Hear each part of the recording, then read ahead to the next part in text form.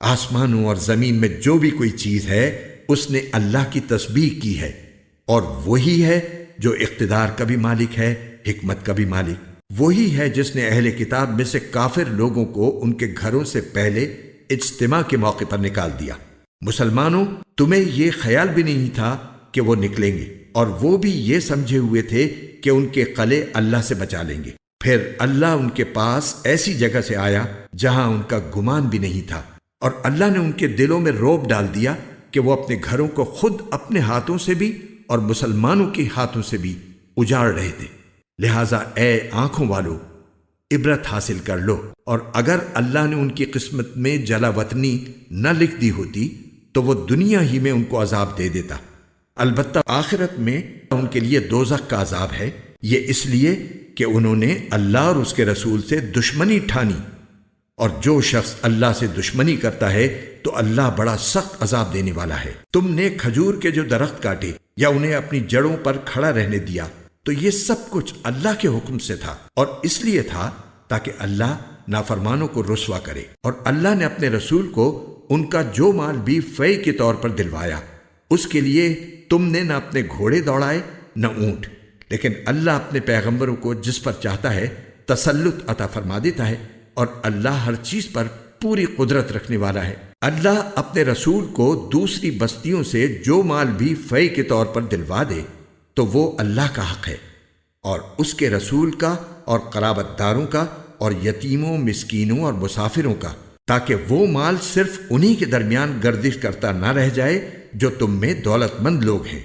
اور رسول تمہیں جو کچھ دیں وہ لے لو، اور جس چیز سے منع کریں اس سے رک جاؤ، اور اللہ سے ڈرتے رہو، بے شک اللہ سخت سزا دینے والا ہے۔ نیز یہ مال فی ان حاجت مندوں مہاجرین کا حق ہے جنہیں اپنے گھروں اور اپنے مالوں سے بے دخل کیا گیا ہے۔ وہ اللہ کی طرف سے فضل اور اس کی خوشنودی کے طلبگار ہیں، اور اللہ اور اس کے رسول کی مدد کرتے ہیں۔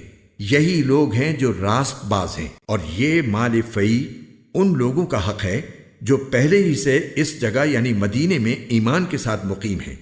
جو کوئی ان کے پاس ہجرت کر کے آتا ہے یہ اس سے محبت کرتے ہیں، اور جو کچھ ان مہاجرین کو دیا جاتا ہے یہ اپنے سینوں میں اس کی کوئی خواہش بھی محسوس نہیں کرتے، اور ان کو اپنے آپ پر ترجیح دیتے ہیں چاہے ان پر تنگ دستی کی حالت گزر رہی ہو۔ اور جو لوگ اپنی طبیعت کے بخل سے محفوظ ہو جائیں وہی ہیں جو فلاح پانے والے ہیں۔ اور یہ مال فی ان لوگوں کا بھی حق ہے جو ان مہاجرین اور انصار کے بعد آئے۔ وہ یہ کہتے ہیں کہ اے ہمارے پروردگار، ہماری بھی مغفرت فرمائیے، اور ہمارے ان بھائیوں کی بھی جو ہم سے پہلے ایمان لا چکے ہیں، اور ہمارے دلوں میں ایمان لانے والوں کے لیے کوئی بغض نہ رکھیے۔ اے ہمارے پروردگار، آپ بہت شفیق، بہت مہربان ہیں۔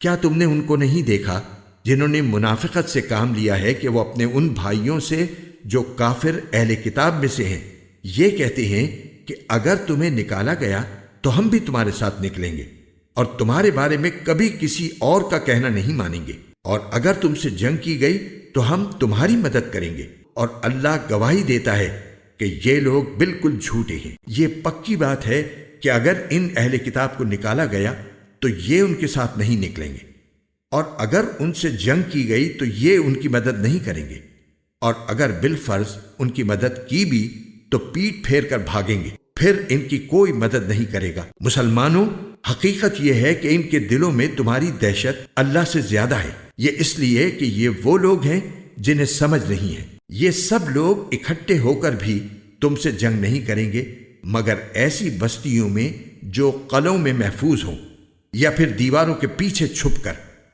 ان کی آپس کی مخالفتیں بہت سخت ہیں، تم انہیں اکٹھا سمجھتے ہو، حالانکہ ان کے دل پھٹے ہوئے ہیں۔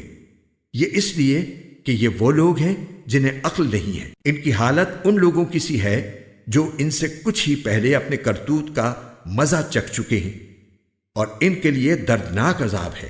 ان کی مثال شیطان کی سی ہے کہ وہ انسان سے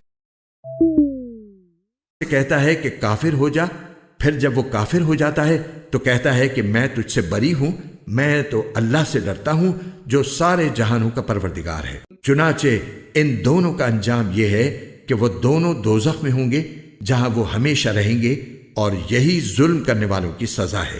اے ایمان والو، اللہ سے ڈرو اور ہر شخص یہ دیکھے کہ اس نے کل کے لیے کیا آگے بھیجا ہے، اور اللہ سے ڈرو، یقین رکھو کہ جو کچھ تم کرتے ہو اللہ اس سے پوری طرح باخبر ہے۔ اور تم ان جیسے نہ ہو جانا جو اللہ کو بھول بیٹھے تھے تو اللہ نے انہیں خود اپنے آپ سے غافل کر دیا۔ وہی لوگ ہیں جو نافرمان ہیں۔ جنت والے اور دوزخ والے برابر نہیں ہو سکتے۔ جنت والے ہی وہ ہیں جو کامیاب ہیں۔ اگر ہم نے یہ قرآن کسی پہاڑ پر اتارا ہوتا تو تم اسے دیکھتے کہ وہ اللہ کے رعب سے جھکا جا رہا ہے اور پھٹا پڑتا ہے۔ اور ہم یہ مثالیں لوگوں کے سامنے اس لیے بیان کرتے ہیں تاکہ وہ غور و فکر سے کام لیں۔ وہ اللہ وہی ہے جس کے سوا کوئی معبود نہیں ہے۔ وہ چھپی اور کھلی ہر بات کو جاننے والا ہے۔ وہی ہے جو سب پر مہربان ہے، بہت مہربان ہے۔ وہ اللہ وہی ہے جس کے سوا کوئی معبود نہیں ہے، جو بادشاہ ہے، تقدس کا مالک ہے، سلامتی دینے والا ہے، امن بخشنے والا ہے، سب کا نگہبان ہے، بڑے اقتدار والا ہے، ہر خرابی کی اصلاح کرنے والا ہے، بڑائی کا مالک ہے۔ پاک ہے اللہ اس شرک سے جو یہ لوگ کرتے ہیں۔ وہ اللہ وہی ہے جو پیدا کرنے والا ہے، وجود میں لانے والا ہے، صورت بنانے والا ہے۔ اسی کے سب سے اچھے نام ہیں۔ آسمانوں اور زمین میں جتنی چیزیں ہیں وہ اس کی تسبیح کرتی ہیں، اور وہی ہے جو اقتدار کا بھی مالک ہے، حکمت کا بھی مالک۔